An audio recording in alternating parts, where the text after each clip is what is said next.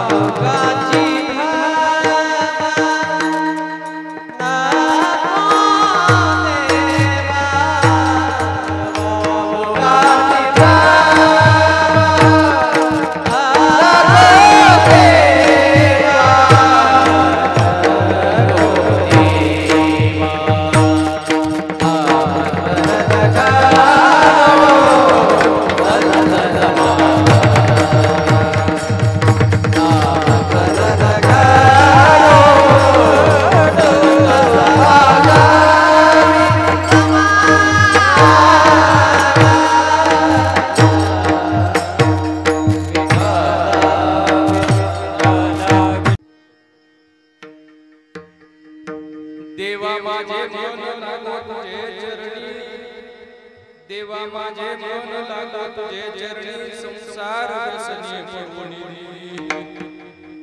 नाम स्मरण घडो संत समागम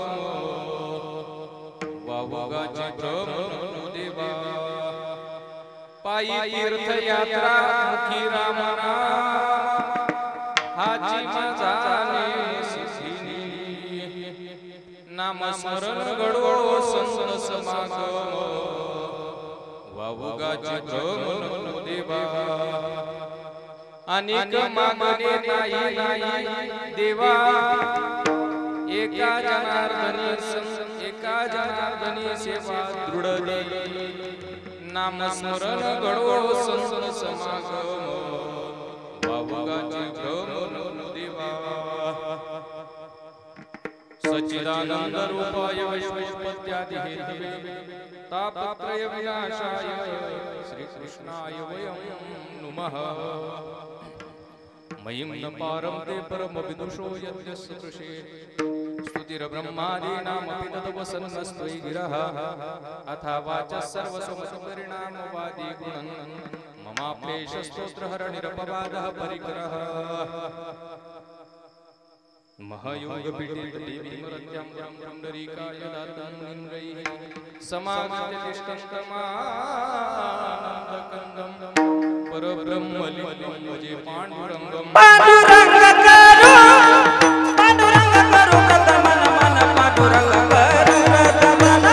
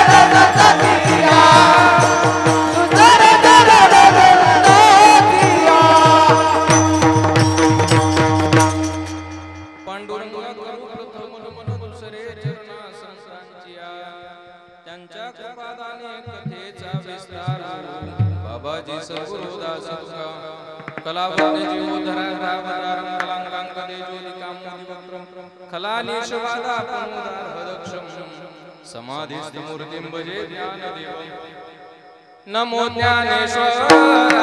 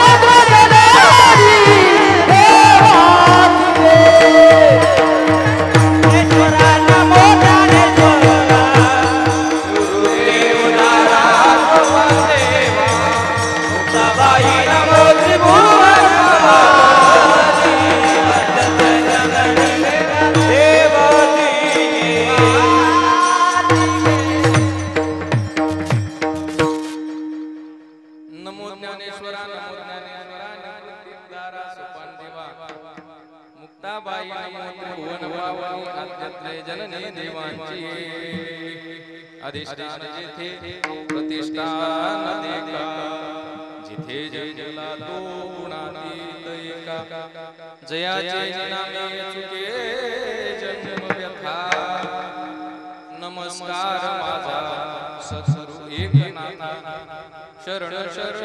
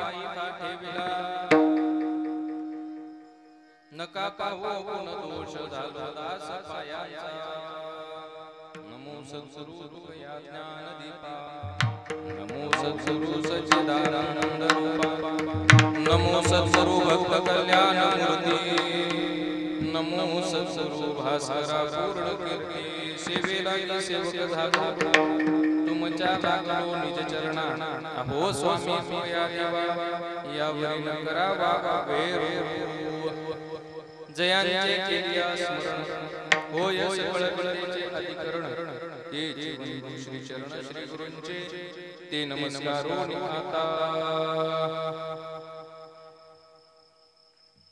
देवा माझे मन तुझे चरणी संसार व्यसनी पडवणी नाम स्मरण घडो संस समागम वावगाचे ब्रह्म देवा प्रस्तुत प्राप्त प्रसंगी कीर्तन रूपी सेवेकरतानी घडलेला अभंग पैठण निवासी शांत ब्रह्म एकनाथ महाराजांचा 4 चरणाचा अभंग आहे। या अभंगातून शांत ब्रह्म एकनाथ महाराज भगवान परमात्म्याकडे एक मागणं मागतायत।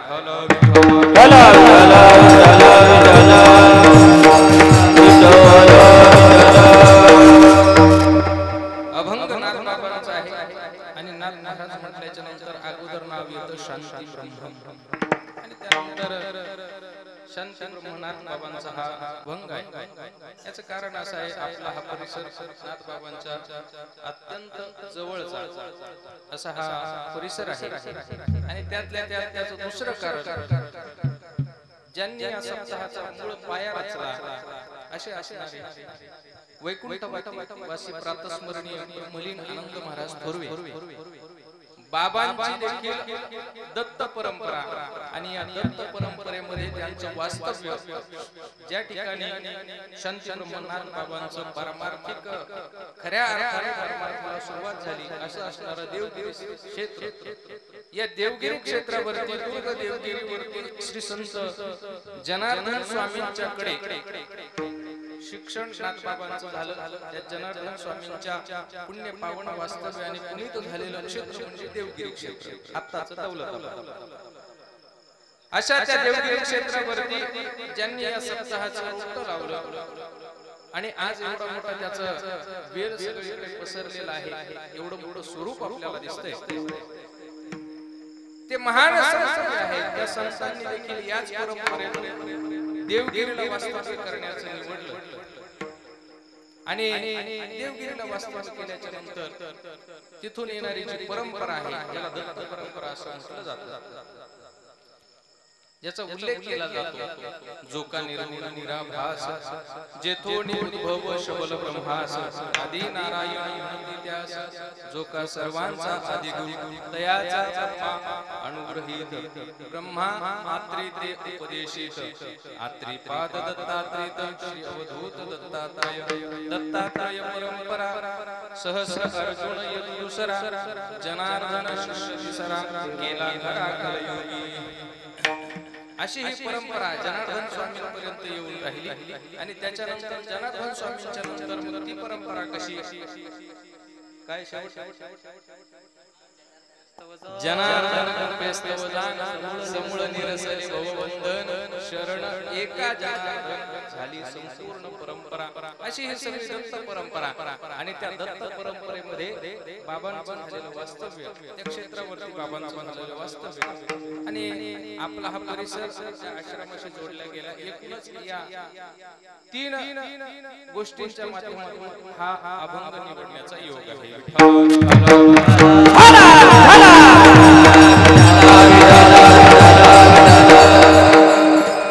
आपल्या कीर्तनाची वेळ आहे 8:30 साडे आता 10 मिनिटं बाकी म्हणजे आपल्या कीर्तनाला किती वेळ बाकी आता फक्त 40 मिनिटं. पण आपलं कीर्तन आज उशिरा सुरू झालं त्याच्यामुळे थोडंसं उशीर 10-15 मिनिटं झालं तरी काही अडचण नाही. बरोबर आहे ना? श्रोते सगळ्यात जास्त महत्त्वाचे तुम्ही कीर्तनकार नसला तर श्रोते पाहिजे. कारण श्रोते वक्ता तो वक्ताची नव्हे श्रोत्यांशिवाय वक्त्याचं महत्त्व सांगितलं जातं. तर तुम्ही जर अशा थोडेसे पांगल्यासारखे थोडं पुढे या ना इकडं सारखं अशा माता मावल्या थोडंसं असं पुढे या भरून काढा ना जरा मला लयच दिसायला थोडंसं पुढे या उठून या सरकू नका उठून या सारखं सारखं जरा जास्त बोलू नका फक्त गुपचूप विठ्ठल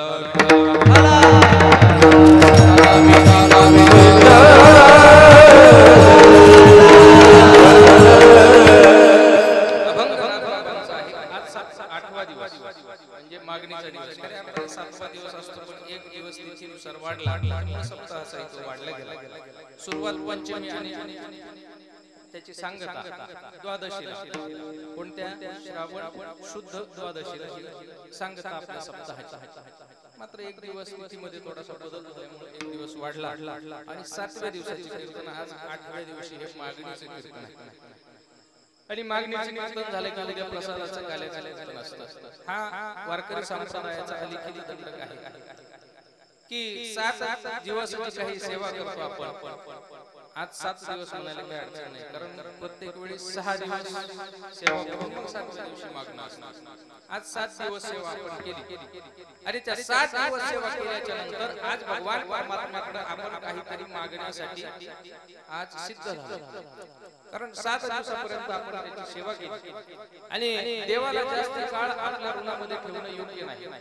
त्यामुळे त्या नियमाने म्हणा किंवा 7 दिवस सेवा करून 8वा दिवस प्रसादाचा आहे. त्याच्यामुळे देवाकडे संतांनी हक्काने मागण्याचा दिवस ठेवला तो 7वा दिवस आहे. आणि त्या सेवेकरता निवडलेला अभंग शांतीब्रह्म नाथबाबांचा आहे. नाथबाबा या अभंगातून सांगतात देवा माझे मन लागू तुझे चरणी माझं मन तुझ्या चरणावरती लागावं. कशासाठी नाथबाबांनी सांगितलं बाबू देवा माझे मन लागू तुझे चरणी संसार व्यसनी पडून दे. माझं मन संसारामध्ये पडू देऊ नको. एकंदरीत आपण जर नाथबाबांच्या चरित्राचा विचार जर केला चरित्र जर पाहिलं तर त्या चरित्रात आपल्याला लक्षात येतं की नाथबाबा कधीही संसार करत असताना जरी दिसले पण संसार त्यांचा तेवढा सगळ्यांच्या संसारामध्ये लक्ष नव्हतं. त्यामध्ये सुद्धा परमार्थच होता. म्हणून नाथबाबा जे म्हणतात की संसार व्यसनी पडून दे तर नाथबाबांसारखा एवढा सिद्ध महात्मा तोही एवढ्या परमार्थाला आल्याच्या नंतर संसारात परत पडू शकतो का? की नाथबाबांना मागावं लागलं देवाला मागून घ्यावं लागलं की देवा माझं मन तुझ्या चरणावरती राहावं संसार व्यसनामध्ये पडू देऊ नकोस. मग ते तसं होतं का याचा विचारही आपल्याला करता येईल. नाथबाबा आहे त्याच्यामुळे आपल्याला फारशी शंका या ठिकाणी सिद्ध होत नाही. संसार व्यसनामध्ये संसार एक व्यसन आहे त्या व्यसनामध्ये माझं मन पडू देऊ नको. मग काय करायचंय त्या संसार व्यसनात पडायचं आहे ठीक आहे. त्याच्यानंतर तुम्हाला काय करायचं आहे मन करायचं काय करताना काय संसारामध्ये जर ते मन गेलं नाही तर काय करता नाथ बाबा सांगतात नामस्मरण घडो संत समागम. नामस्मरण माझ्या घडावं, नामस्मरण घडावं. त्याचबरोबर फक्त नामस्मरण घडून फायदा नाही तर त्या नामस्मरणाला संत संगतीची एक जोड असावी. मग तो दुग्ध शर्करा योग अशा ठरला झाला. म्हणून नाथ बाबा म्हणतात नामस्मरण घडो संत समागम. वावगाची भ्रम होऊ देवा. दुसरा कोणताही भ्रम मनामध्ये होऊ देऊ. अरे असं जर झालं नाही तर काय करणार. पायी तीर्थयात्रा मुखी रामनाम. संतांची संगत घडली, देवाचं नामस्मरण घडलं तर त्याच्यातून काय घडणार आहे. पायी तीर्थयात्रा मुखी रामनाम. मुखामध्ये देवाचं नाव असेल आणि पायी तीर्थयात्रा केली पाहिजे. आणि त्याच पद्धतीने अशा पद्धतीचं माझा नेम आहे. हाच माझा जो नेम आहे, हाच माझा नेम सिद्धीने. हा माझा जो नेम आहे तो तेवढा सिद्ध होऊ दे अशा पद्धतीची मागणी करतात. आणि नाथ बाबा शेवटच्या चरणामध्ये सांगतात अनेक मागणे नाही देवा. एका जनार्दनी सेवा दृढ देई. एका जनार्दनी सेवा दृढ देई. जनार्दन स्वामींच्या चरणी असलेली जी सेवा आहे, जनार्दन स्वामींचे शिष्य एकनाथ महाराज सांगतात माझी जी सेवा त्या ठिकाणी भगवान परमात्म्याच्या चरणावर आहे किंवा गुरु चरणावरती आहे ती अशा पद्धतीने दृढ अशा पद्धतीची राहू. निष्ठा एकनिष्ठ पद्धतीने त्या ठिकाणी राहू. अशा पद्धतीचं एकंदरीत मागणं एकनाथ महाराज त्या ठिकाणी देवाकडे करतायत.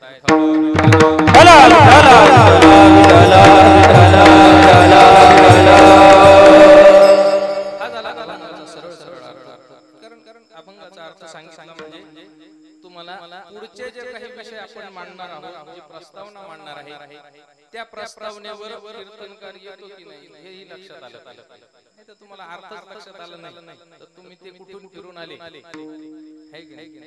शेवघड तांडवून आले, खाली येऊन गाडी वाढून आले, काही वेळ लागणार नाही. त्याच्यामुळे अगोदर थोडासा अभंगाचा परिचय दिला. आणि या माध्यमातून नाथ बाबा एक मागणीचं स्वरूप आपल्याला लक्षात आणून देतात.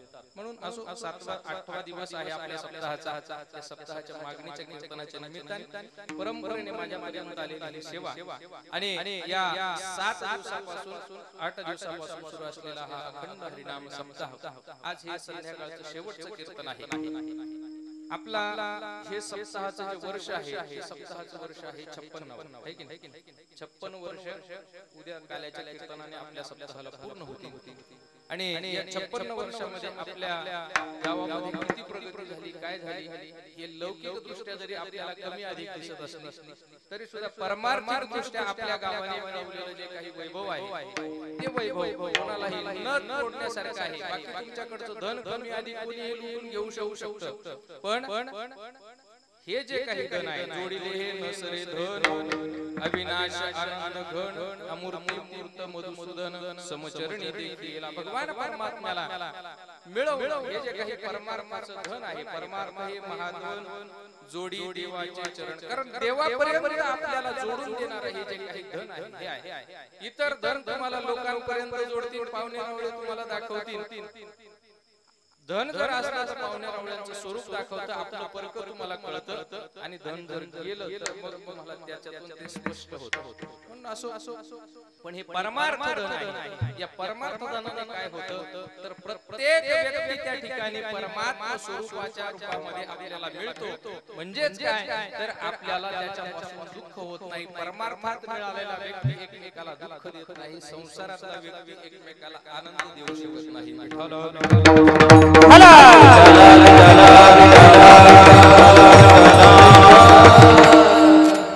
संसारामध्ये जे संबंध आहे त्याला काय म्हणतो आपण नाते. आणि त्याला दुसरा शब्द काय नाते गोते. का बरं? कारण ते गोत्यात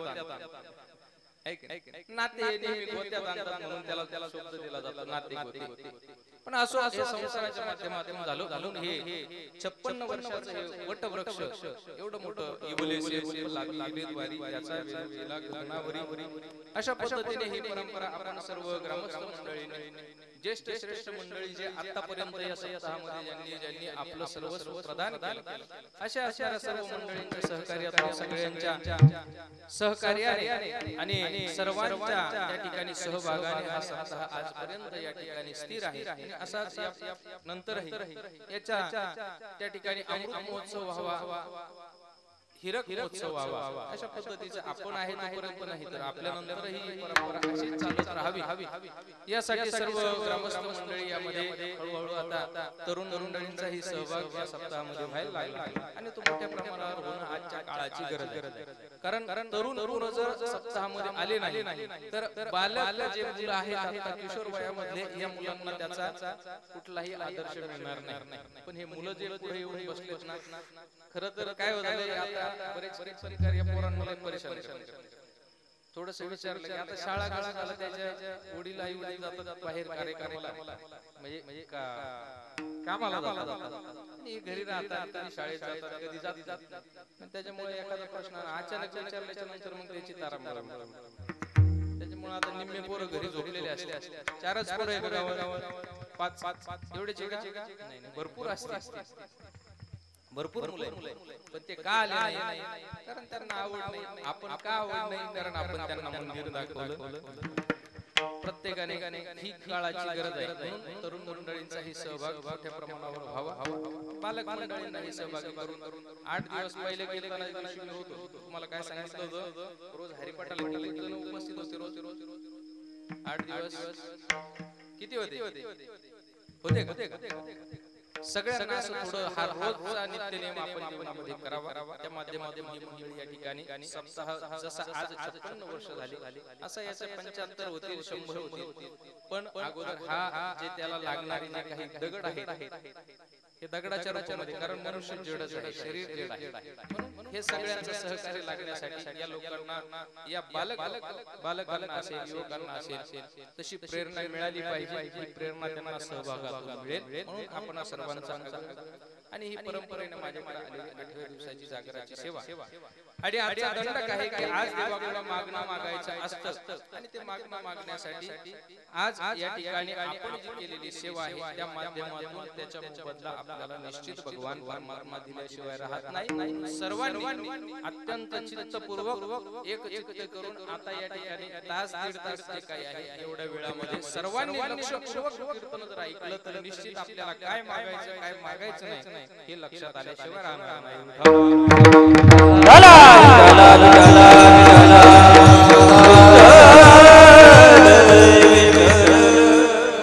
आपण जर विचार केला तर संतांनी जीवनामध्ये कधी कोणाला काही मागितलं नाही कधीच कोणाला काही मागितलं नाही. संतांनी जसं त्यांचं जीवन आहे या जीवनामध्ये स्वतःला समर्पित करून दिलं. काय दिले काय समर्पित केले तुझं भगवान परमात्म्याला समर्पित करत असताना देह जावो अथवा राहो बांधून हा आपला अंतःकरणपूर्वक आपलं शरीर त्या ठिकाणी पडलं तरी चालतंय पण आपण भगवान परमात्म्याच्या चरणावरती एकनिष्ठ असलं पाहिजे. अशा पद्धतीने संतांनी इतका परमार्थ केला. आपल्या घरामध्ये आपण तुकोबारायाचा जरी विचार केला तर तुकोबारायांनी जीवनामध्ये कधी काही मागितलं नाही. साधू संतांचा जर विचार केला तर संत कधी देवाकडे आपल्या स्वतःच्या संसारासाठी काही मागत नाही आणि कधी संसारामध्ये स्वतःच्या संसारासाठी मागणं हे अनुचितच आहे. संसारासाठी अनुचित आहे आणि तीच परंपरा साधू संतांनी त्या ठिकाणी मान्य केली.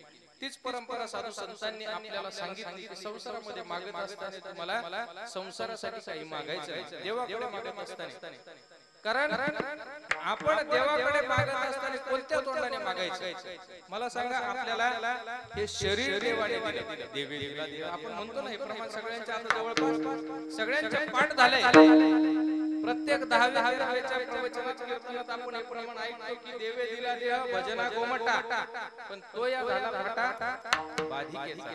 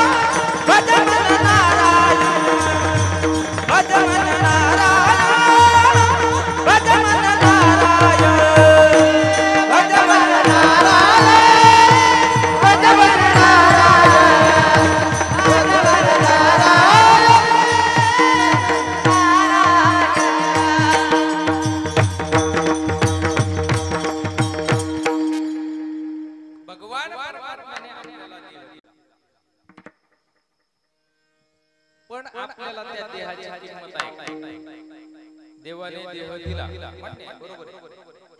मग आपल्याला ह्या देह देवाने दिल्याच्या नंतर सुद्धा परत याच देहाने देवाला परत मागायचं. योग्य आहे का? योग्य आहे का? एखाद्याने जर आपल्याला एखादी वस्तू दिली, उदाहरणार्थ आता एखाद्या लग्नामध्ये बऱ्याच वस्तू देतात, बऱ्याच वस्तू दिल्या जातात. त्याच्यामध्ये एखाद्या मुलीच्या बापाने मुलाला गॅस आणि सिलेंडर दिलं. गॅस सिलेंडर हे सगळं साहित्य पूर्ण दिलं. त्याला दिल्याच्या नंतर त्याला प्रत्येक महिन्याला त्याने भरून मागितला पाहिजे. चुकीच मागणं बरोबर आहे का चुकीचं आहे? एकदा ती टाकी भरून देईल बरोबर, पण प्रत्येक महिन्याला जर तुझा वय त्याला जर म्हणत असेल मामा आमचा गॅस संपला भरून आणा, जमतंय का? बरोबर आहे की मागणी चालणार? पण तसं देवाने आपल्याला हे शरीर दिलंय आणि हे शरीर दिल्याच्या नंतर परत आपण जर देवाला त्याच्यामध्ये असलेल्या ज्या उणीव आहे याच्यासाठी लागणाऱ्या ज्या गोष्टी आहेत या जर देवाकडे मागत असलो तर ही बरोबर आहे का मागणी? नाही. म्हणून या शरीरासाठी लागणाऱ्या ज्या काही वस्तू आहेत, या शरीर संबंधाने लागणाऱ्या, कुटुंबासाठी लागणाऱ्या वस्तू आहेत, परिवारासाठी लागणाऱ्या वस्तू आहेत, या साधू संतांनी आपल्या जीवनामध्ये कधी मागितलेल्या आपल्याला आठवत नाही आणि कोणाला मागा म्हणू नये असं सांगितलं. कबीरदासजी महाराज एका ठिकाणी सांगतात,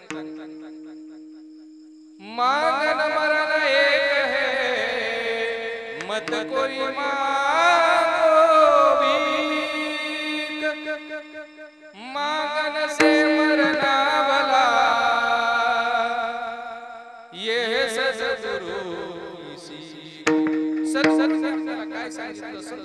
काय सांगतात की मागणं हे काय आहे? आता पसरी जीने भीगर जाते, आता पसरी जीने भीगर जाते, आता पसरी जीने भीगर जाते, आता पसरी जीने भीगर जाते.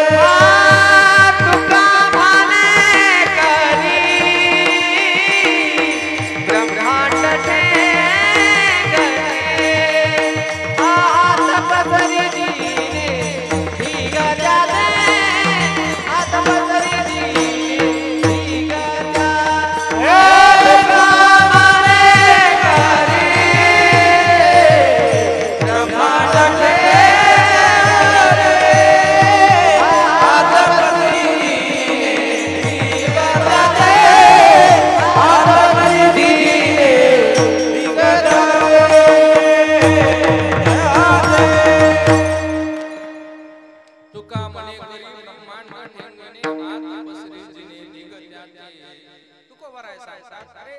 जीवनामध्ये तुम्हाला जर करता आला तर कर्तृत्वाने तुमच्यामध्ये असलेला जो काही पुरुषार्थ आहे त्या पुरुषार्थाने तुम्ही ब्रह्मांडाला ठेंगणं करू शकता. पण जर तुम्ही जर हात मागत असाल त्याच शरीराने तर तुमच्यासारखं लज्जास्पद जीवन कोणाचं नाही. याच्याही पुढे जाऊन जगत तुकोबारायांनी एका ठिकाणी सांगितलं, भिक्षा पात्र अवलंबने जळोजी लाजिरवाणी त्याशी नारायण विसंबेने सर्वथा.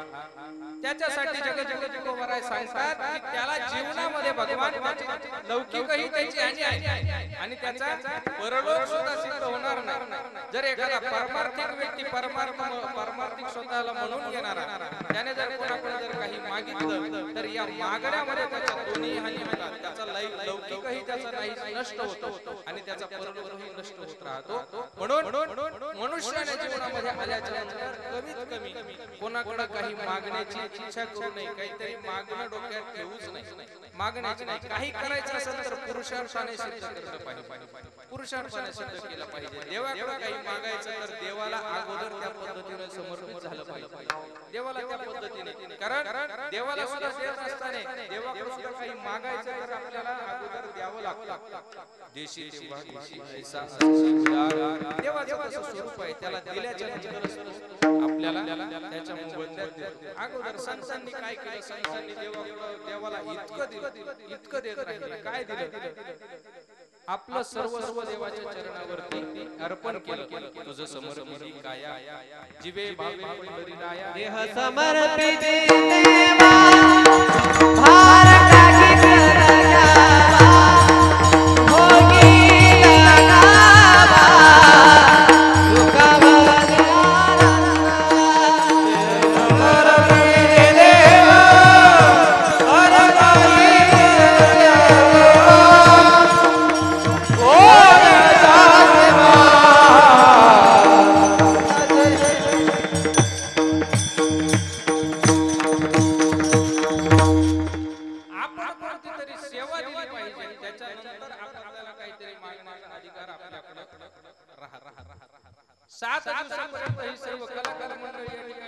उपस्थित राहतात त्याच्यानंतरच तुम्ही यांना नारळ वर येऊन देतात आणि खाली काहीतरी देतात. जर या ठिकाणी सेवा केली नाही आणि 8व्या दिवशी तुमच्याकडे नारळ मागितलं तर तुम्ही वाळलेलं सुद्धा देता का? तया भजित कोरा लागी तया भजित कोरा लागी तया भजित कोरा लागी तया भजित कोरा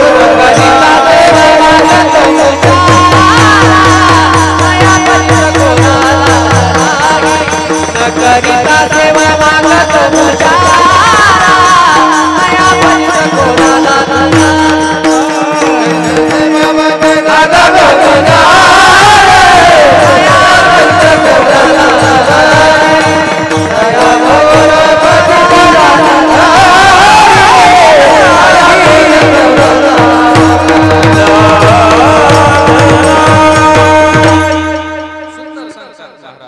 न करिता सेवा मागत तया भजित कोरा लागी म्हणजे त्याचा लौकिक नष्ट झाला.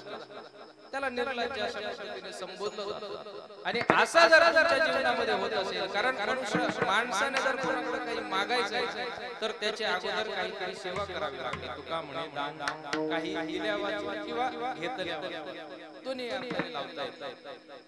सेवा जर केली तर तुम्हाला दान देता येतं किंवा घेता येतं. बिना मोबदल्याची त्याला देणं बिना मोबदल्याचं. तुमच्याकडे कोणी सेवा केली नाही आणि तुम्ही जर मागत असाल तर भिक्षा मागितल्यासारखं होतं, दान मागितल्यासारखं होत नाही. आणि जर काही करायचं असेल, असं गावामध्ये एक पंडितजी शिकून आली. शिकून येत असताना रेल्वेने चालले आणि रेल्वेने जात असताना त्या रेल्वेमध्ये त्यांचा खिसा कापला गेला. जवळ होतं ते सगळं तिकीट वगैरे सगळं त्यांचं हरवल्याच्या नंतर मग त्याने विचार केला आता आपल्याला खर्चायला आपल्याकडे शिल्लक नाही, पैसा पाहिजे. काही जायचं म्हटल्याच्या नंतर पैसा लागला, काही करायचं म्हटल्याच्या नंतर पैसा लागला. पण शिकलेला आहे, चांगला पंडित आहे आणि त्या पंडिताला त्याने विचार केला आपण कोणाकडे मागणं हे आपल्यासाठी उचित नाही. मग काय करायचं, आपण जे ज्ञान अर्जन केलंय या ज्ञानाचं दान कोणाला तरी करायचं आणि त्याच्या बदल्यात आपल्याला जे मिळेल त्याच्यावरती आपलं कामही त्या ठिकाणी होईल. असं त्याने विचार केला. मग आता टीसी आला, मध्ये थोडंसं बाजूला सरकला. एक गाव स्टेशनच्या जवळ गाडी थांबल्याच्या नंतर खाली उतरला. जवळ जे गाव होतं त्या गावामध्ये गेल्याच्या नंतर त्याने विचार केला या गावामध्ये जरी आपल्याला कोणी ओळखलं नसलं तरी या प्रत्येक गावामध्ये एक पुरोहित पंडित असायचा पहिल्या काळामध्ये. आता तसे राहिले का? कारण लोकांनी तशा पूजा वगैरे आता काही नित्यनेमाने होत. तसं देवबाप्पाचं काही म्हणजे आता काय झालं तर पंचांग मोबाईल सगळं मोबाईल मध्ये लोकांना कळायला. आता काही पौरोहित आपल्याला पाहायला मिळत नाहीत गावोगाव. पण पहिल्या काळामध्ये त्याला त्या गावामध्ये पंडिताचं घर विचारलं. त्या पंडिताच्या घरी गेल्याच्या नंतर त्याला सांगितलं नमो नारायण केल्याच्या नंतर म्हटले कोण आहात? म्हटले मी पंडित आहे. म्हटले काय करू? मी तुमच्याकडे फक्त एवढ्या करता आलो की माझा अशा पद्धतीने माझ्याकडे जे काही पैसे होते ते सगळे खर्च झाले. खर्च करण्यापेक्षा माझा खिसा कापला गेला आणि त्यामुळे माझ्याकडे आता काही शिल्लक नाही. म्हटले मग काही पैसे म्हटले पैसे मला तसे नको, मी याच्या मोबदल्यामध्ये काहीतरी देतो. म्हटले काय येतं? मी भागवत कथा शिकलो, श्रीमद भागवत कथा मला येते. ते म्हटले काय असतं ते भागवत? कोण म्हणते? ते गावात काय असतं ते भागवत? ते म्हटल्यानंतर याला भागवतच माहिती नाही. म्हटल्यानंतर याच्या पंडिताचा साष्टांग दंड होतो. आणि असं म्हटल्याच्या नंतर ते म्हटले काय असतं ते असू द्या. पण म्हणले ते म्हटले आपल्याकडे काही ते कोणी करत नाही आणि त्याची काही कोणाला इच्छाही नाही, कोणी ऐकत नाही, काही माहित नाही कोणाला. म्हटले अहो नाही तुमच्या गावामध्ये जे पाटील आहेत त्यांच्याकडे मला घेऊन चला. असं म्हटल्याच्या नंतर मग त्याने विचार केला. ठीक आहे. ते म्हणले अरे आमच्या पाटील काहीच करणार नाही, काही त्यांना काही त्याचा आमच्या गावामध्ये असे कोणतेच कार्यक्रम आजपर्यंत झाले नाही. ते म्हटले तुम्ही तिथपर्यंत तर मला घेऊन चला. घेऊन गेल्याच्या नंतर त्याला योगायोगाने तो इथपर्यंत घेऊन गेला. घेऊन गेल्याच्या नंतर मग त्याने सांगितलं त्या पाटीलपर्यंत गेला, बाहेर थांबलेला. आणि त्या पाटलाचा परिचय करून दिला. म्हणजे हे पंडित आहेत, फार फार काशीहून आले. काय त्यांचं काय अडचण काय, त्यांना काय करायचं ते म्हटले, या पंडितांना श्रीमद भागवत कथा आहे आणि ती कथा ते करायची म्हणतात. असं म्हटल्याच्या नंतर त्याने सांगितलं ती कथा ती करायची. ते म्हटले आपल्याला काही कथा बेता करायची काय असतं भागवत, तुला माहिती माहिती मला काय माहिती नाही म्हटले म्हणून सांगायला. असं म्हटल्याच्या नंतर ते म्हणले ते पंडिताला काढून तिकडे काय सांगायचं सांगून काढून दे. तेवढ्यात त्याची ते घरातले सगळे त्या पाटलाचे लेकरं वगैरे खेळत त्या पोरांनी ऐकलं. त्यांनी नवीनच ऐकलंय म्हणले भागवत काय म्हणते भागवत. त्याला वाटलं असं काहीतरी गारुड्याच्या खेळासारखं कधीच पाहिलेलं नाही. मागाशी कधीच पाहिलं नाही त्यांनी भागवत म्हणजे काय माहिती नाही. असं म्हटल्याच्या पोरायला वाटलं नवीनच काहीतरी नाव ऐकलं भागवत. ते म्हटले आम्हाला पाहायचं अरे ते म्हटले करायचं असते पाहायचं काय ऐकायचं असतं. मग जे पोरं रडायला लागले चला सांगितलं पंडित थांब म्हणले त्याला बोलवलं. ते कोण आहे त्याला बोलव म्हणे. त्याने विचारलं म्हणजे इकडे काय करायचं ते म्हणजे भागवत ते काय असेल राहू दे तिकडे आम्हाला काही माहित नाही पण या पोरांना ते पाहायचं दाखव कसं. त्याच्यासाठी विधी आहे, स्नान करावं लागतं. संध्या वंदन आधी झाल्याच्या नंतर त्याचं मंगलाचरण करावं लागतं आणि ते मंगलाचरण झाल्याच्या नंतर मंगलता सुरू करावी लागते. ते म्हटले ते काय बघायचं असू दे म्हटलं तिकडे काही गरज नाही स्नानाची वगैरे. सकाळी बिगर स्नानाचं म्हणले केलं मला आणि असं म्हटल्याच्या नंतर मग तो तिथं आल्याच्या नंतर त्याने कसं बसं ते चालू केलं. तेवढ्यामध्ये ते ग्रंथपोथी वगैरे काढली. ते म्हणलं मी जरा स्नान करून येतो. तो आत गेला जेव्हा आत गेल्याच्या नंतर त्याने ते इकडं भागवत कथा पोरं म्हणायचे ओ बाबा आठवा लवकर आम्हाला दाखवा ते भागवत कसं आहे भागवत आम्हाला पाहू दे. आणि असं म्हटल्याच्या नंतर ते भागवत त्याने कशी कशी सोडली म्हणजे बसायचं म्हणजे काय एक दगड होता चांगला असा मोठा. त्या दगडावरतीच त्याने थोडीशी शाल वगैरे टाकली आणि त्याच्यावरच त्याचे ग्रंथ वगैरे ठेवला दिला. त्याने ते काढले आणि त्याने ते काढल्याच्या नंतर त्याने ती सेवा सुरू केली. सेवा सुरू त्याने के सच्चिदानंद रूपानी विश्वोत्पत्त्यादिहेतवेत्ताप्रभेदविनाशाय श्री कृष्णाय वयं नमः सुरू केलं.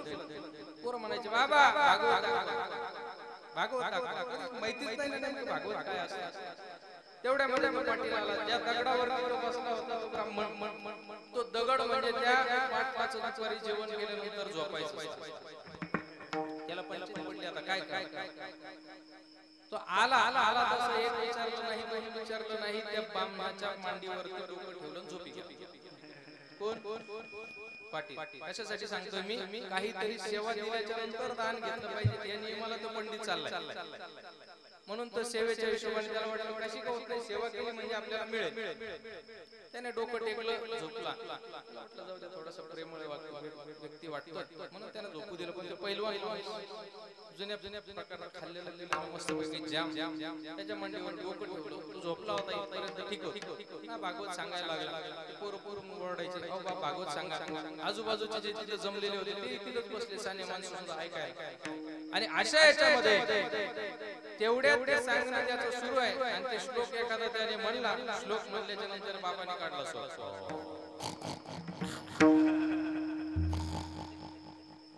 घोरायला लागला. जाबून जेवलेलो दुपारी घोरायला लागला आणि घोरता काय करायला त्याला झोप मोडल्याचा राग आला. त्यानं एक दोन पाहिलं नाही आणि त्याला हलवलं ब्राह्मणाने पाटला. त्याने एक दोन पाहिलं नाही त्याची दिली काना काना कोणाच्या ब्राह्मणाच्या. आत्ताशी भागवत चालू खालचे लोक काय म्हणले आत्ताशी भागवत चालू झालं. मग ते हळूहळू ते ब्राह्मण राग आला.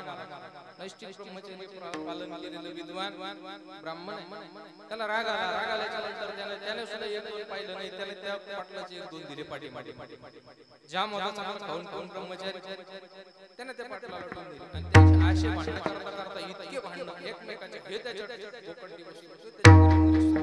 पाडापाडी सुरू झाली. एकमेकाला पाडलं खाली त्याच्यावर मारामारी सुरू झाली. खाली होऊन ते म्हणायचे ओ थांबा भागवत चालू. काय झालं भागवत चालू. असं भागवत आजपर्यंत कोणी पाहिलं नाही. वा असं असं भागवत फारच मारत इतकं मारलं महाराज घायाळ ब्राह्मण काय ताजा खाल्लेलं सगळं.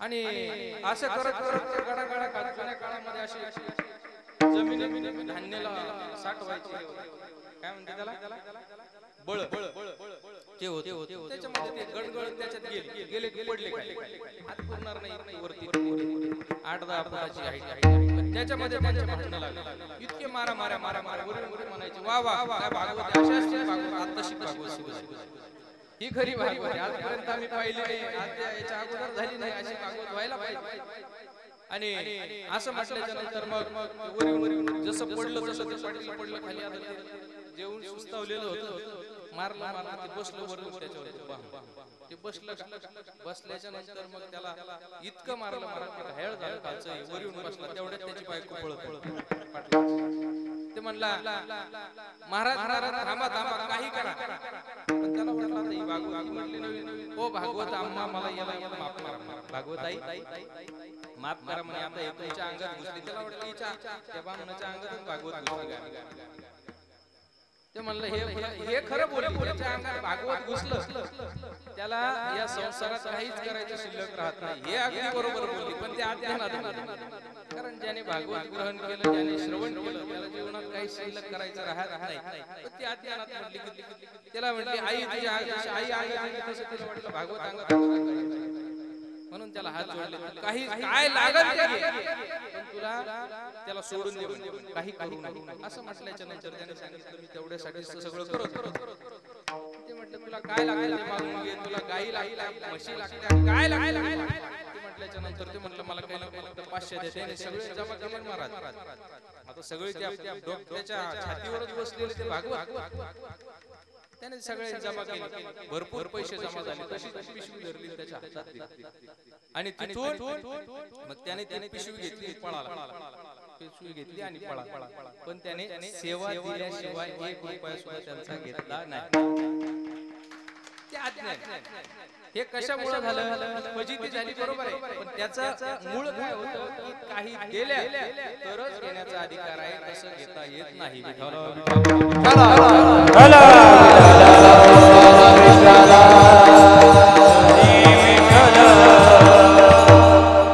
संसारामध्ये अशा पद्धतीचं आहे जर तुम्ही कोणाला जर काही देत असाल तर तुम्हाला मागण्याचा अधिकार आहे जर एखाद्या व्यक्तीला तुम्ही 2 पैसे उधार दिले तर तो तुम्हाला भविष्य कालामध्ये कधी तुमच्या कामी पडेल पण त्याला दिलेले पैसे परत करावे तसं देवाने आपल्याला हे शरीर दिले या शरीराच्या मोबदला आपण देवाला काय दिलं काहीच दिलं नाही आपण खाया पिया सुखे सोया नहाग आणि मग ते झाल्याच्या नंतर जीवनामध्ये आपण या संसारामध्ये गुरफटला जातो मग या संसारामध्ये आपल्याला देवाकडे काय मागायचं हे लक्षात येत नाही काय मागायचं हे लक्षात येत नाही एक जणाने अशीच महादेवाची भक्ती केली भरपूर भक्ती त्याला कळालं की भगवान भोलेनाथ हे अवघड आहे आणि त्यांना काही मागितल्याच्या नंतर ते देतात ते दिल्याशिवाय राहत नाही रावणासाठी साक्षात सुद्धा दिलंय आणि अशा पद्धतीने सगळ्यांना भगवान भोलेनाथाचं दातृत्व माहिती आहे म्हणून भोलेनाथाने काय केलं भोलेनाथाची भक्ती त्याने केली आणि भक्ती केल्याच्या नंतर भोलेनाथ प्रसन्न झाले त्याने आजीच बायकोने त्याने सांगितलं मी भगवान भोलेनाथाची तपश्चर्या करायला चाललोय भगवान भोलेनाथ प्रसन्न झाल्याशिवाय घरी येणार नाही तुला काय मागायचं मला सांग भगवान भोलेनाथाला मागा त्याची बायको होती बिना नाकाची म्हणजे नाक नुसते 2 छिद्र मग असे त्याला गेला माझ्यासाठी सुंदर असं नाक मागा लंब नाक मागा असं म्हटल्याच्या नंतर गेला भरपूर तपश्चर्या केली भगवान भोलेनाथाची भक्ती केली पूजा केली भगवान भोलेनाथ म्हणले अशा कलियुगामध्ये असा अवघड तपश्चर्या करणारा मला भेटला नाही भेटला याला प्रसन्न होणं गरजेचं आहे म्हणून त्याला प्रसन्न झाले भोलेनाथ म्हणले मी तुला प्रसन्न म्हटले कोण आहे वर पाहिलं त्याला कपडे दिसले भगवान भोलेनाथाचे त्याने पाहिलं परत निघाला काय झालं ते म्हणले अरे तुमच्याच अंगावर कपडे नाही मला काय देतात ते म्हणलं तुला काय मागायचं ते माग असं म्हटल्यावर त्याने विचार केला आणि त्याने लक्षात झालं की आपल्याला बायको काय मागायचं सांगितलं नाक मागायचं कसं माझ्या लंब नाक मागायला सांगितलं आणि ते लंब नाक मागायला सांगितलं त्याने सांगितलं देवा एक करा माझ्या बायकोला नाक नाही तिला काय करा लंब नाक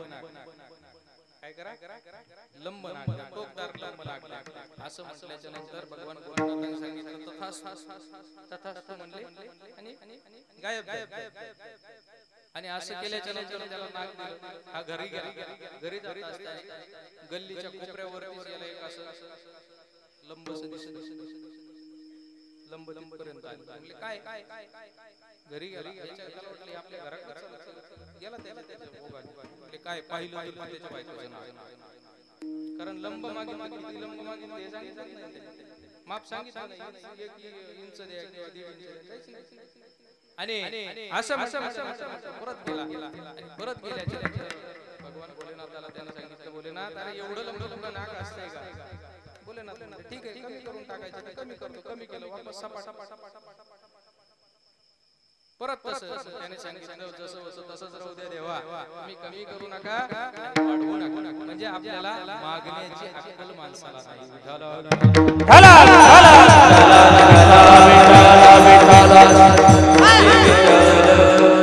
जीवनात जर मागायचं आपल्याला, कोणाला काहीतरी मागायचं ते मागण्यासाठी सुद्धा आपल्याला थोडीशी बुद्धी असली पाहिजे. मागायचं संसारात मागत असताना कसं मागायचं, परमार्थात मागत असताना कसं मागायचं, देवाकडे मागत असताना काय मागायचं, संतांकडे मागत असताना. कारण सगळ्यात महत्वाचं आहे जर मागणी करायची ना तर याच्यामध्ये 3 गोष्टी येतात. एक तर घेणारा कोण आहे, मागणारा कोण आहे, मागणी काय आहे आणि मागतोय कोणाला, हे 3 गोष्टीवर अवलंबून असतं तुमची मागणी पूर्ण होणार काय. बरोबर आहे ना? देणारा जर समर्थ, जर मागायचं असेल तर देणाराही समर्थ पाहिजे. तुम्ही जे मागणार आहात ते त्या व्यक्तीकडे सुद्धा उपलब्ध पाहिजे आणि तुम्हाला ते मागणं सुद्धा वेळेवरती जमलं पाहिजे. तसं तुम्हाला ते मिळणार नाही.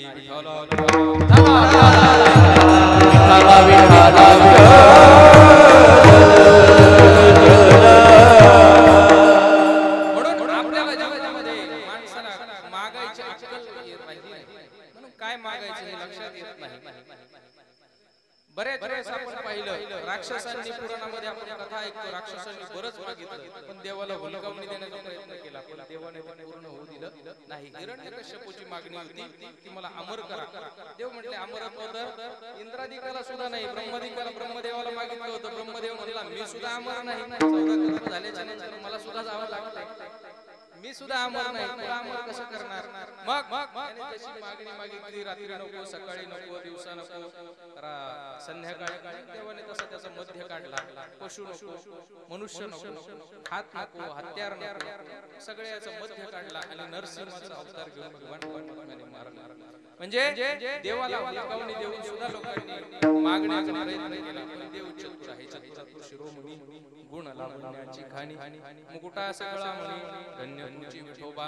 म्हणून या सगळ्या गोष्टी आहेत देवाला मागत असताना आपण विचारपूर्वक मागितलं पाहिजे. मग आपल्याला कळत नाही ना तर मग ज्याने मागितलंय आणि ज्याने ते मागितल्याच्या नंतर शाश्वत राहील, जे कधीही न सरणाऱ्या गोष्टी आहेत अशा देवाला मागाव्या. देवाला काय मागावं, देवाला मागत असताना अशी गोष्ट मागायची की जी त्या ठिकाणी नष्ट होणार नाही. या संसारामध्ये नष्ट होणाऱ्या सगळ्या जेवढ्या दिसत्या तेवढ्या नष्ट होणाऱ्या गोष्टी आहेत. म्हणून या संसारामध्ये कोणतीही गोष्ट जरी देवाकडे मागितली तरी ती नष्ट होणार आहे. म्हणून त्या गोष्टी देवाकडे मागून माणसाचं हित होत नाही.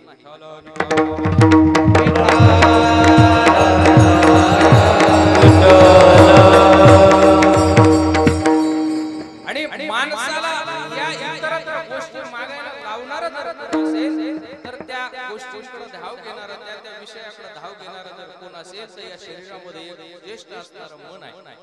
या शरीरामध्ये एक मन आहे आणि त्या मनाच्या पाठीमागे जाऊन मनुष्य त्याला जीवनामध्ये नको नको त्या गोष्टी संसारातल्या मागतो.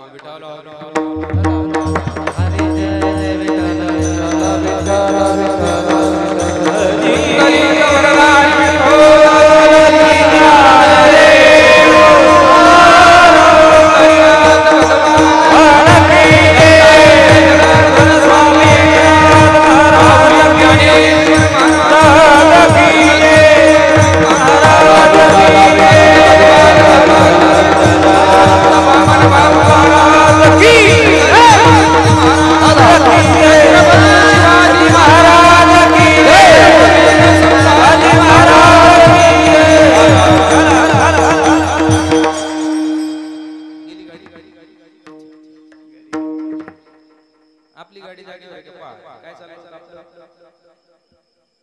काय चाललं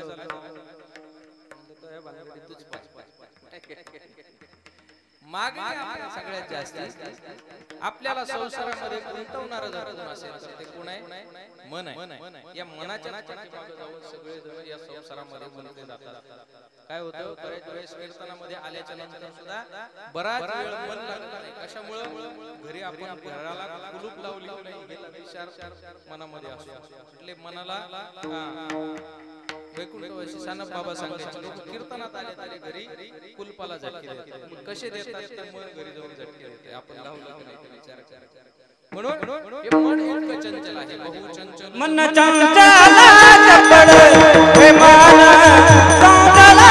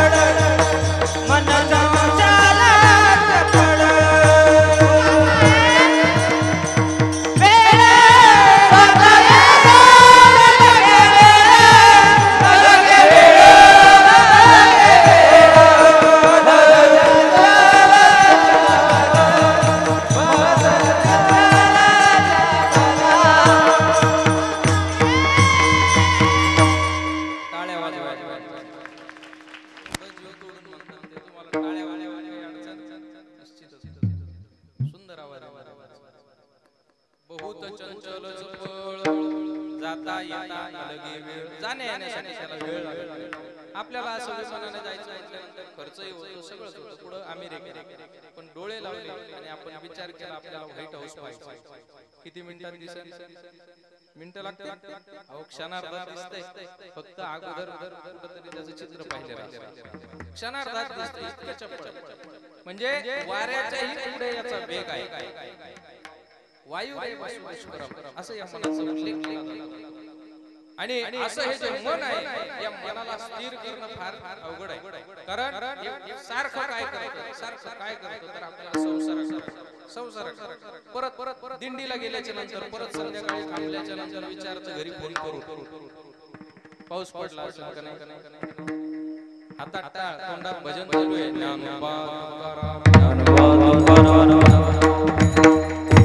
आणि मनात काय चाललंय? पाऊस पडला का नाही. आपल्या सरकीतलं गवतावर औषध मारलं का नाही हे चालतं कुठं मना. म्हणजे तिथं गेल्याच्या नंतर सुद्धा घरी इतकं कठीण. आणि याला 10 गोष्टी काय सांगितलेल्या आहेत चंचल सांगितल्या. मधु मर्कटश्च 10 गोष्टी आहेत. आणि त्या 10 गोष्टी मेघ आहे, मन आहे. त्याच्यात मन सगळ्यात जास्त चंचल आहे. मेघ चंचल आहे, एका ठिकाणी थांबत नाही. मन त्याच्यानंतर मधुकर म्हणजे काय? मधुकर म्हणजे काय? गुंगा. तो सुद्धा या फुलावर त्या फुलावर. म्हणून त्या ठिकाणी माऊली त्याला सांगितलं काय सांगितलं? रुनु जुनु रुनु रे भ्रमरा रुनु जुनु रुनु रे भ्रमरा रुनु रे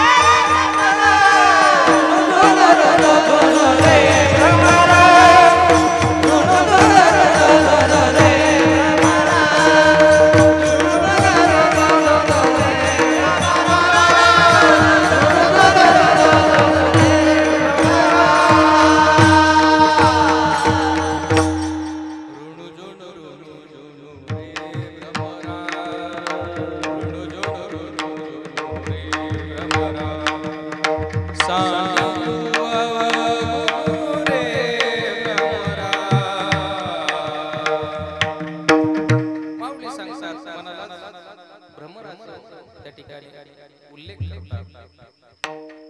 आणि असा जो भ्रमर आहे का मनाला आणि त्या भ्रमराला सारखं लेखतात कारण तो तेवढा चंचल आहे एका ठिकाणी थांबत नाही या फुलावर त्या फुलावरती त्या फुलावर त्या फुलावरती असं त्याचं त्या ठिकाणी धावणं चालू आहे स्थिर नाही तसं या सगळ्यांमध्ये मन आहे माकड जेवढं चंचल आहे एका मिनिट एका ठिकाणी थांबत नाही थांबलं तर शांत बसत नाही म्हणून असं आहे आणि या सगळ्यांमध्ये चंचल मन आहे आणि असं जे चंचल मन आहे ते फक्त चंचलच नाहीये तर ते माणसाला या ठिकाणी या संसारात गुंतून ठेवण्यासाठी कारण आहे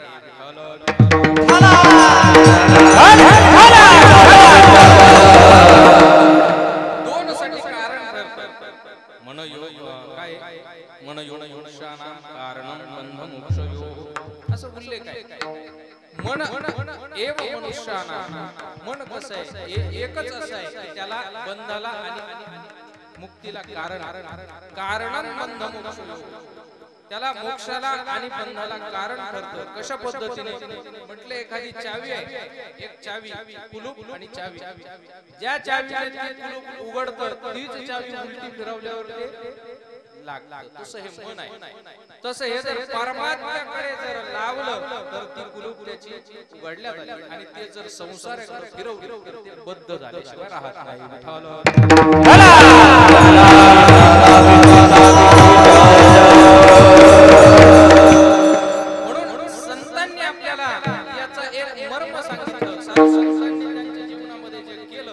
सगळ्यांमध्ये त्यांनी जो काही निष्कर्ष काढला त्याच्यामध्ये त्यांच्या लक्षात आलं की संसार करत असताना या संसारात आल्याच्या नंतर जो परमार्थ करणारा जो व्यक्ती आहे त्या व्यक्तीला या संसारामध्ये गुंतवणारा जर कोण असेल ते मन आहे तो परमार्थ किती जरी लोकांचा करत असला पण त्याचं मन थोडस जरी इकडं फिरलं तरी तो 2 मिनिटांमध्ये संसाराला लागू शकतो अशा पद्धतीचं हे मन आहे म्हणून अशा या मनाला आपण जर कुठं ठेवलं पाहिजे तर ते स्थिर राहील त्याचा विचार आपल्याला साधू संतांनी सांगितला त्या पद्धतीने करावा लागला मग साधू संतांनी करण्यास कशा पद्धतीने सांगितला अनेक साधू संतांनी वेगवेगळ्या पद्धतीने या मनाला देवाकडे लावला मग देवाकडे लावत असताना जगत तुकोबरायांनी लावलं नाथ बाबांनी लावलं माऊलींनी लावलं आपण आता ऐकलं माऊलींनी कशा पद्धतीने ऋण जोड रे भ्रमरा सांडी तू अभागम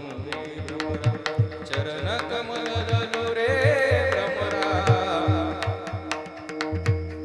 भगवान परमात्म्याच्या चरणावरती स्थिर हो तुला भगवान परमात्म्यापर्यंत भगवान त्या ठिकाणी मुक्त केल्याशिवाय राहणार नाही त्याच्यासारखा आनंद दुसरीकडे मिळणार नाही संसारात आनंद नाही कुठं मिळेल चरण कमलामध्ये भगवान परमात्म्याचे चरण कमल आहे त्यावरती स्थिर होणं गरजेचे आहे आणि जगद्गुरु तुकोबारायांनी सुद्धा सांगितलं काय सांगितलं माझे चित्त तुझे पायी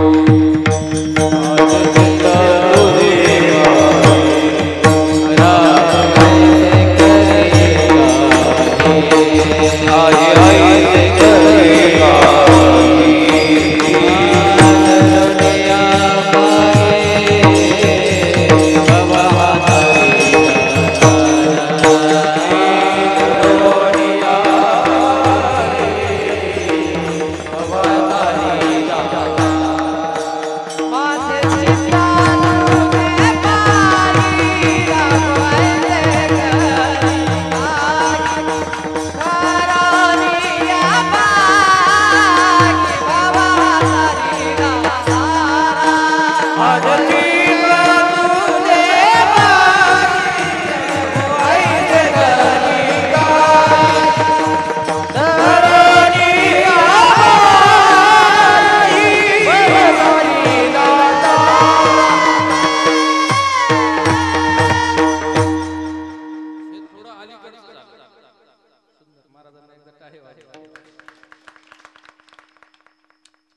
हे थोडं अलीकडे झालं का कारण मनाचे आपला जे अंतःकरणाचे 4 भाग आहे त्या मनाचा जोडीदार हे चित्त हे थोडंसं अलीकडचं झालं त्याच्याही अलीकडे येऊन मनच कसं आहे जगद्गुरु तुकोबारायांनी सांगितलं मना तेथे धाव घेई राहे विठोबाचे पायी भगवान परमात्म्याच्या पायावरती राहा, तिथं त्या ठिकाणी धाव घेऊ. संसारात सारखं सारखं धाव घेऊ काही होणार नाही.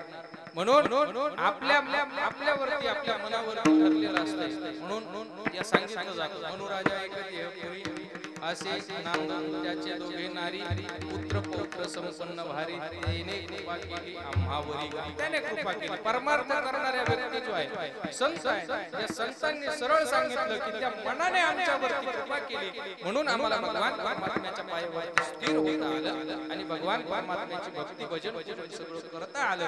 म्हणून तुम्हाला जर संसार करून तुम्हाला जर परमार्थ करायचा असेल, परमात्मा प्राप्त करून घ्यायचा असेल तरी ते होतं. पण त्याच्यासाठी काय करावं लागतं? सगळ्या संतांचा विचार पहिल्याच्या नंतर आपल्या जवळच नाथ बाबा आहेत. नाथ बाबांना आपण विचारलं, नाथ बाबा आम्हाला सुद्धा या संसारातून परमार्थ करायचा आहे, पण तो परमार्थ करत असताना आमचा परमार्थ सिद्धीला गेला पाहिजे. याच्यासाठी काय उपाय करायचा? नाथ बाबा पहिले देव माझे तुझे चरणी, देव माझे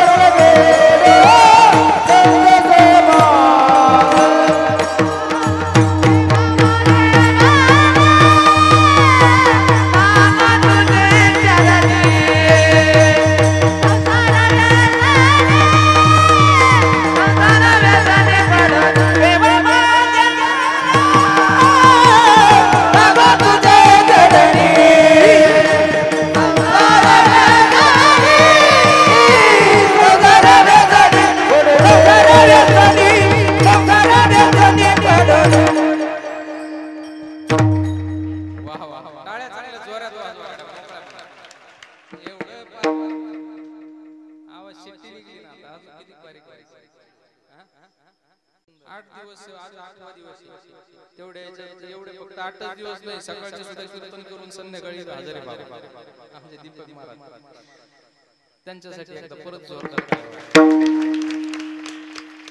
8 दिवस एवढा काय चाललं. नाथ बाबा सांगतात अरे आपल्याला जर देवाला मागायचंय तर मागत असताना काय मागायचंय? देवा माझे मन लागो तुझे चरणी, संसार व्यसनी पडवणे दी, संसारी व्यसनी पडवणे दी, माझे मन तुझे चरणी लागो संसार व्यसनी पडवणे दी. संसारामध्ये संसार हे व्यसन आहे. माणसाला संसार कसं आहे? व्यसन आहे. व्यसनाचं कसं आहे? व्यसन असं असतंय की त्याला त्याची वेळ झाल्याच्या नंतर त्या माणसाला दुसरं काहीही काम द्या किंवा काहीही त्याला प्रलोभन द्या, त्याच्यामध्ये गुंतून राहा नाही, तो परत त्या व्यसनाकडे धाव घेतो. एखादा व्यक्ती जर तंबाखूची जर व्यसन करत असला तर त्याला सकाळी उठल्याच्या नंतर डबा हातात घेतला की पहिले हातामध्ये विडा पाहिजे, खिशामध्ये तो पुडी घेतल्याशिवाय बाहेर जाणार. त्याच पद्धतीने त्याला नंतर जर कधी तलब आली तर ती त्याला जोपर्यंत त्याला तंबाखू मिळणार नाही तोपर्यंत तो त्याला राहत नाही, चंचल होत नाही. याच्या आणखी बाटल्या आडवे म्हणते महाराज लय वेळेस आता बरेच आता हे प्रसंग आम्हाला फार प्रत्येक ठिकाणी गेल्याच्या नंतर महाराज काहीतरी सांगावं, पोरग दारू प्यायला लागली. आम्ही सांगायचं महाराज दारू का पितो? महाराज लय वेळेस प्रयत्न केला सोडायचा पण काय होतं, माझे हातपाय थरथर कापतात. काय होते? हातपाय थरथर कापतात. जेवण नसले एक वेळ तर चालते पण वेळेवर पाहिजे. का बरं? हातपाय थरथर कापतात. हे कशामुळे? व्यसन लागलं. मग हे व्यसन जर आपल्याला या संसारामध्ये जर साधं चहाचं जाऊ द्या तिकडे, वाईट नाव घेऊन पण चहाच्या व्यसन चहाची तलब 4 वाजेची, चहा जर मिळाला नाही तर एखाद्या वेळेस दूध 4 वाजायला पाहिजे, चहाची वेळ झाली त्यावेळेस दूध नसणार, सगळं घर डोक्यावर घेतो. कशासाठी? चहाच्या तलबसाठी. व्यसन. तसं माणसाला व्यसन जसं तळमळ प्राप्त करून देतो, त्याला तशी तळमळ होती ते पूर्ण न झाल्या तसं मनुष्याला संसारामध्ये असल्याच्या नंतर जर तो दिंडीला जरी गेला, दिंडी पंढरपुरामध्ये पोहोचली, एकादशीला प्रदक्षिणा झाली की रात्री तिथून द्वादशीच्या दिवशी घरीच पाहिजे. नाही झालं तर तळमळ तिथंच तळमळ, तिथं बस कालावरती मनच लागत नाही. कशामुळे? संसाराचं व्यसन लागलं. मग आपल्याला जर परमार्थ करायचा आहे, परमार्थ सिद्ध करायचा आहे तर संसार व्यसनी पडवणे दे. मग त्याच्यासाठी उपाय काय? नाथ बाबांनी सांगितलं की त्याच्यासाठी एक नाही 2 उपाय आहेत. कोणते? मुखामध्ये देवाचं नामस्मरण असावं आणि संतांची संगती असावं, अभंगाचं पुस्तक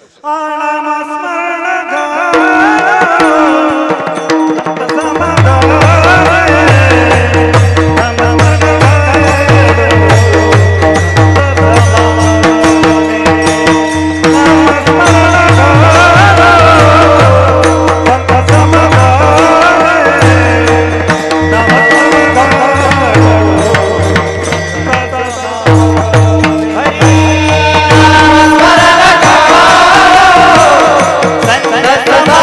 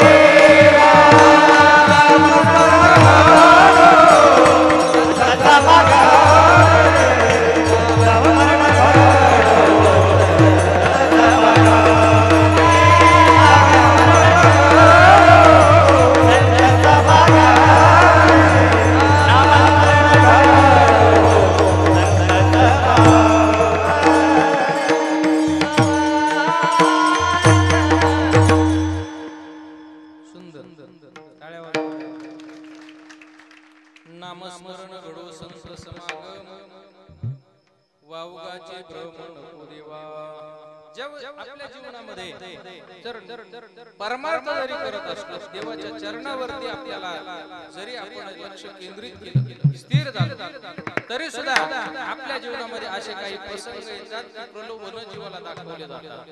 काही वेळेस परमार्थ जर उच्च कोटीचा असेल तर त्याला मोक्षादी साधन जे आहे याचं त्याला काय दाखवलं जातं प्रलोभन दाखवलं जातं. त्याच्यानंतर जर त्याच्यापेक्षा थोडासा आणखी परमार्थ जर त्याचा दृढ आहे तर या दृढ परमार्थिक व्यक्तीला त्या ठिकाणी रिद्धी सिद्धीची प्रलोभन दाखवलं जातं.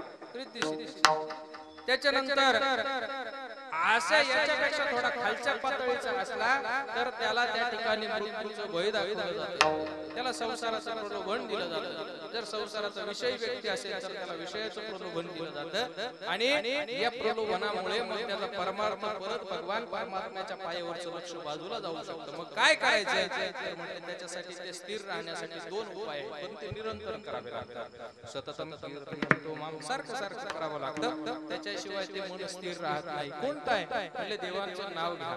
कोणतं नाव घ्यायचंय म्हटले नामस्मरण घडू तेवढं नामस्मरण घडावं तेवढंच नाही त्याच्यासोबत आणखी एक दुसरी गोळी आहे. जसे डॉक्टर एखाद्या आजारावर गोळ्या देत असताना त्या आजारावरती वेदना शमवण्यासाठी एक गोळी देतात आणि दुसरी त्याच्यावरती अँटीबायोटिक देतात म्हणजे त्याच्यावरती जंतू संसर्ग कमी होण्यासाठी एक गोळी देतात.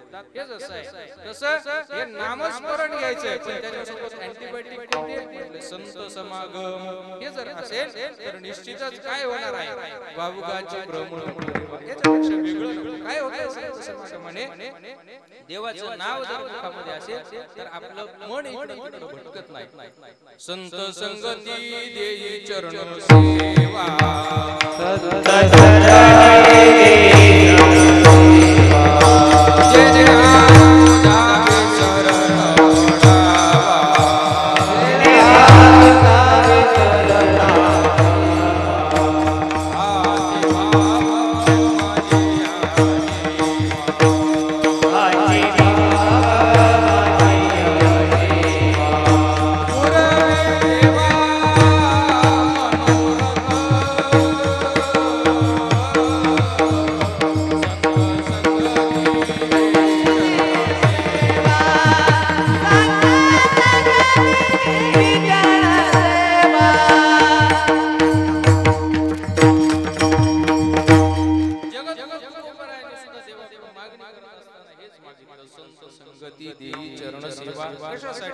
जेने हा तुझा विसर पडावा हाची भाव माझी आजीवा पुरवी देवा मनोरथ. माझ्या मनामध्ये एकच गोष्ट आहे तुझ्या चरणापासून दूर जायला नको तुझी बुद्धी अनेका रिद्धी सिद्धी परलोका ओ स्वामी मी सेवका खंडना ऐसे नको करू.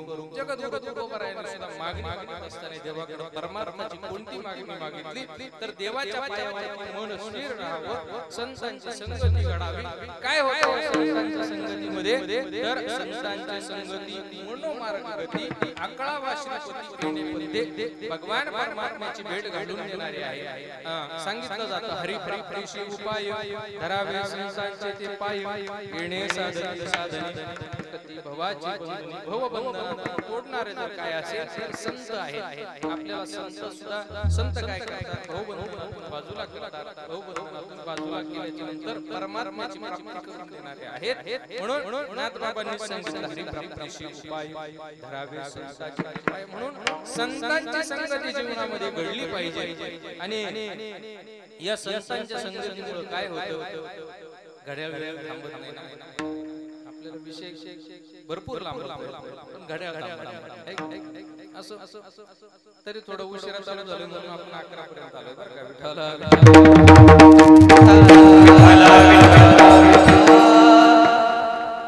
आणि संतांच्या संगतीमुळे या सगळ्या गोष्टी होतात. देवाची भेटही होते. पद्मनाभ जोडला संत दर्शनी आला पद्मनाभ जोडला भगवान परमात्म्याची भेट आपल्याला होते. एक असंच एक दाम्पत्य होतं काशीमध्ये भगवान शंकराची भक्ती केली त्या जोडप्याने मूलबाळ नाही काहीच नाही म्हणून भगवान शंकराची आराधना केली. शंकराची आराधना केल्याच्या नंतर भगवान भोलेनाथ प्रसन्न झाले. भगवान भोलेनाथांना विचारलं काय अडचण आहे? म्हटले देवा आम्ही एवढं सगळं गृहस्थाश्रम आमचं सगळं चांगला व्यवस्थित आहे पण आम्हाला मूलबाळ नाही. म्हटले तुम्हाला काय पाहिजे? मुलगा पाहिजे का? म्हटले मुलगा पाहिजे. म्हटले त्याच्यामध्ये दोन प्रकार असतात, एक सुपुत्र असतो आणि एक कुपुत्र असतो. म्हणून तुम्हाला कोणता पाहिजे?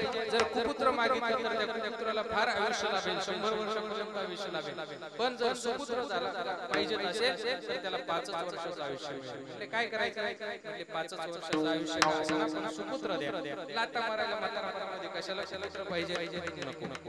आपल्यासारखं असतं एखादं मागितलं असतं. म्हणून त्याने मागितलं की देवा मला सुपुत्र द्या, 5 वर्षाचं आयुष्य असत नाही. म्हणून त्याने तो मुलगा मागितला.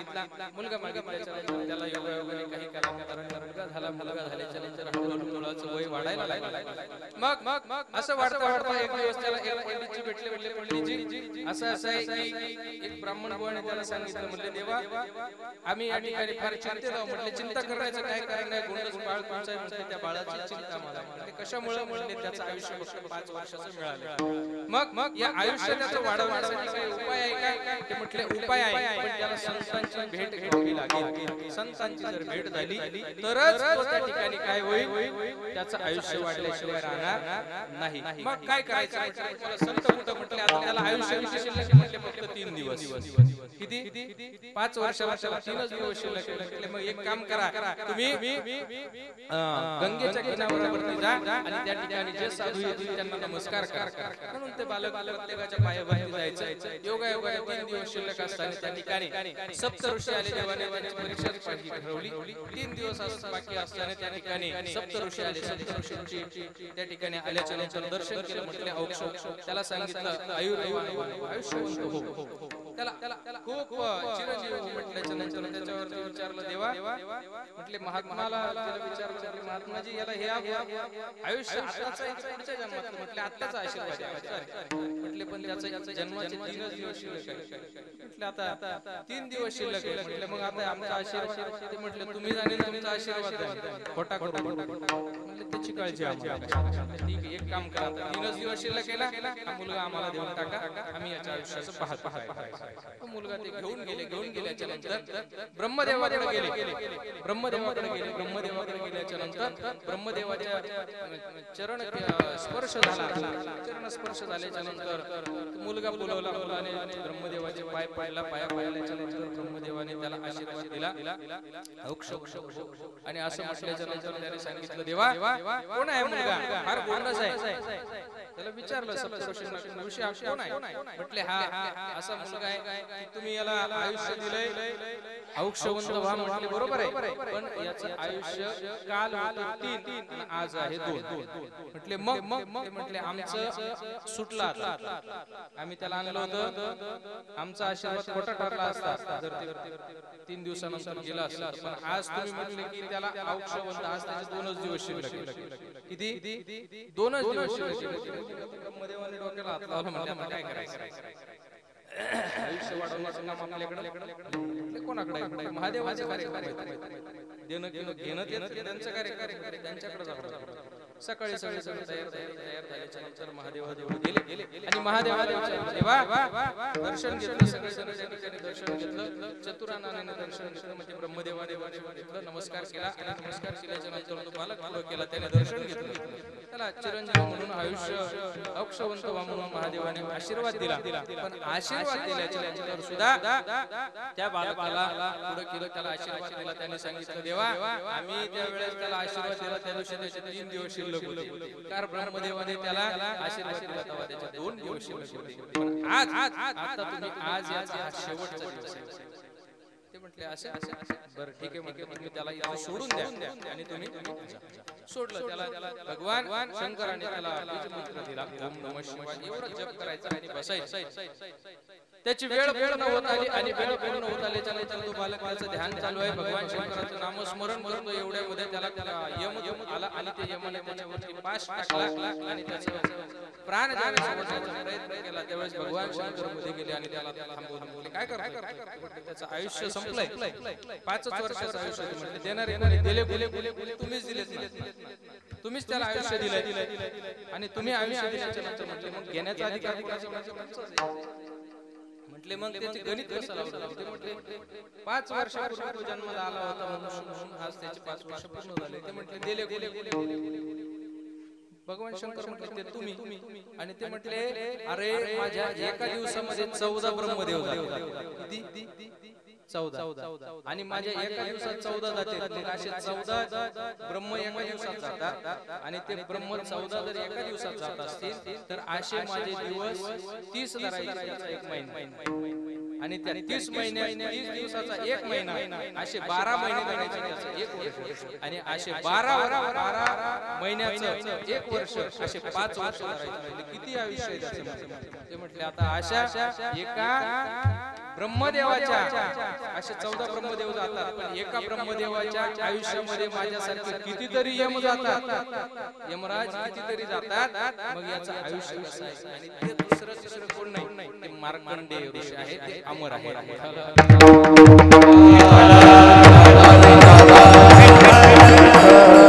म्हणजे जीवन त्याला त्या ठिकाणी मिळालं कसं मिळालं की संतांच्या संगतीने आपला विषय लक्षात ठेवा संतांच्या संगतीमुळे त्याला काय झालं संतोषाची भेट झाली म्हणून ब्रह्मदेवाची आणि त्यांच्यामुळेच परत शंकराचा त्याला आशीर्वाद मिळाला ते मार्कंडेय मुनी आणि असे जे मार्कंडेय मुनी त्यांना किती आयुष्य मिळालं भगवान शंकराचे 5 वर्ष म्हणजे ते त्या ठिकाणी त्यांचा मृत्यू बाजूला कशामुळे फक्त संतांच्या संगतीमुळे मग आपल्या जीवनामध्ये छोटंसं असलेलं आपलं जे काही संसाराचं दुःख आहे हे का जाणार नाही भगवान परमात्म्याच्या प्राप्तीची इच्छा आहे का होणार निश्चितच झाल्याशिवाय राहणार नाही म्हणून नाथबाबांनी आपल्याला संत नामस्मरण घडो संत समागम बाबुगाची भ्रम नको देवा विठोबा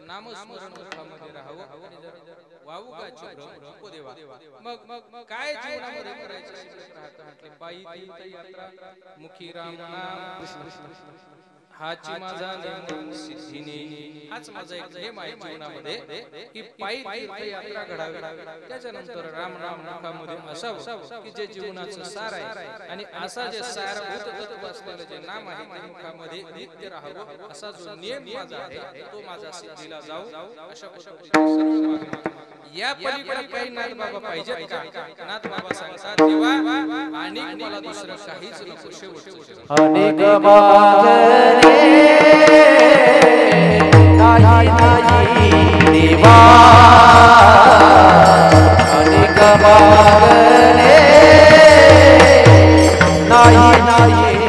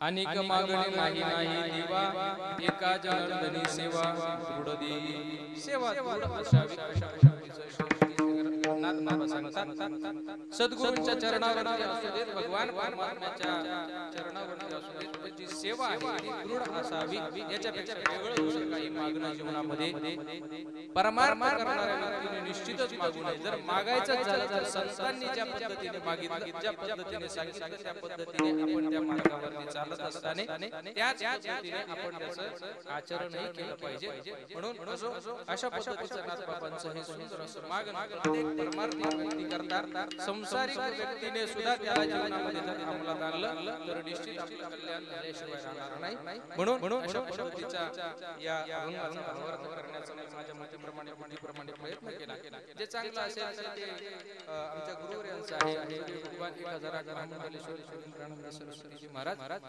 आणि ज्या परंपरेमध्ये परंपरा म्हणजे गुरुवर्य ब्रह्मलीन आनंद महाराज थोरवे यांच्याच कृपा आशीर्वाद आहे तुमच्या कृपेचे पोसणे का म्हणे अशा पद्धतीचं त्यांचं सर्व आहे गुरुदेवांचं आहे बाबांचं आहे म्हणून सगळं जे काही बरोबर आहे ते त्यांचं आहे आणि जे चुकलं असेल ते माझ्या बुद्धीचे दोष आहे तुम्हाला परत देऊन परत कशाला सांगायला लावताय म्हणून जे चुकीचं आहे ते टाकून द्या जे चांगलं आहे ते निश्चितच जीवनामध्ये आचरण करण्याचा प्रयत्न करा जसा हा 56 वर्ष उद्याच्या काल्याच्या लेखनाने पूर्ण होतील तसंच परत पुढचा संकल्प देखील याच काल्याच्या लेखनाच्या दिवशी केला जातो म्हणून तोही निश्चित आपल्याला मनामध्ये स्वच्छ अंतःकरण ठेवून त्या स्वच्छ अंतःकरणाने पुढचा संकल्प करा भगवान आहे भगवान बाबा आहेत बाबा आहेत आनंद महाराज आहेत या सगळ्यांच्या संकल्पने या सप्ताहाची मूळ पायाभरणी आहे निश्चितच सप्ताह सिद्धीला दिल्याशिवाय राहत नाही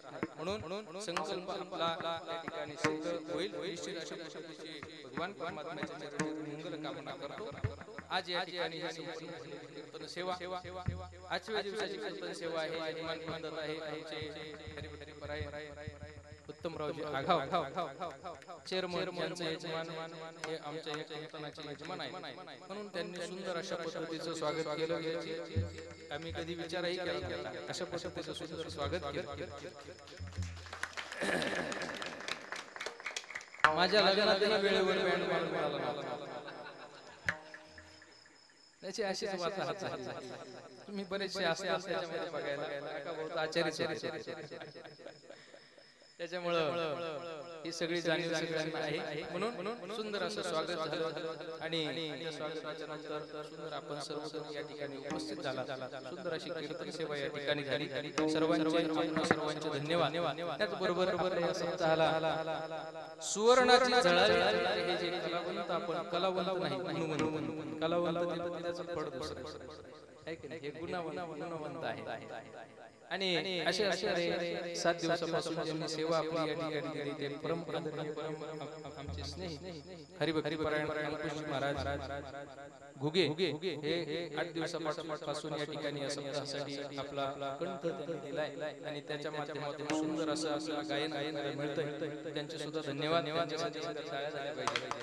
त्याचबरोबर ज्यांच्या आवाजाने संपूर्ण महाराष्ट्रभर ज्यांनी गाजवलाय आपल्या आवाजाने असे असणारे परमात्मा संगीत मित्र दीपकजी महाराज पडुळे आहेत त्यांचे सुद्धा खूप धन्यवाद त्यांच्यासाठी त्याचबरोबर आमच्या सोबत या ठिकाणी आलेले आणि ज्यांचं पहिल्या दिवशी कीर्तन झालं तरी सुद्धा या कीर्तनाला ते येऊन साथ करण्याकरता उभे राहिले असे असणारे आमचे परम मित्र परम आदरणीय ज्यांचा सुंदर कंठ आहे संगीत विशारद अनिरुद्धजी महाराज शिंदे बाप्पा म्हणतो आम्ही त्यांना ते सुद्धा या कीर्तनासाठी उपस्थित झाले आणि कीर्तन करून आले रात्रीचा प्रवास करून आले दिवसभर तरी सुद्धा एवढा आवडा लावला त्यांचे सुद्धा धन्यवाद माझ्या उजव्या हाताला पदवरची ज्यांनी साथ केली असे असणारे मृदंग विशारद अलंकार आमचे परम आदरणीय हरिभक्ती परायणाचे लक्ष्मणजी महाराज कराड त्यांच्यासाठी टाळ्या वाजवा त्याचबरोबर डाव्या हाताला हरिभक्ती परायण आमचे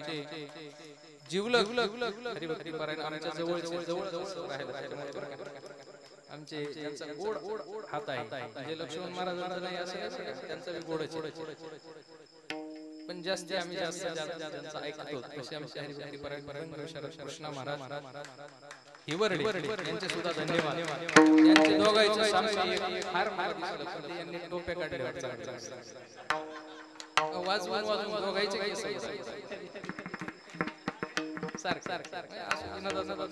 सुंदर वाजवतात म्हणून सर्वांची साथ या ठिकाणी आहे आपले नंदी माऊली आहे अधिक सर्व आपण चेअरमन आहेत महाराज आहेत बाबा आहेत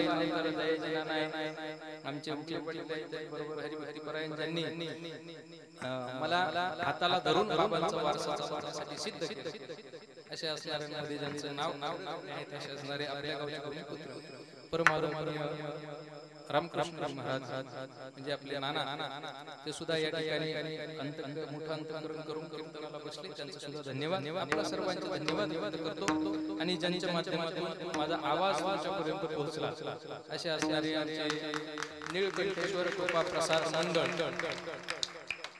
निळकंठ मंडप असे असणारे घरधुरचे आमचे नवखे दाजी आहे की नाही, आमचे दाजी त्यांनी सुंदर असा आवाज दिला म्हणून त्यांचे सुद्धा धन्यवाद. आपण इतक्या वेळ या ठिकाणी बसलात, आपले धन्यवाद. उद्या आज आपलं आल्याचं जागराचं या ठिकाणी आता समाप्त झालं. माऊलीचं भजन ज्ञानेश्वर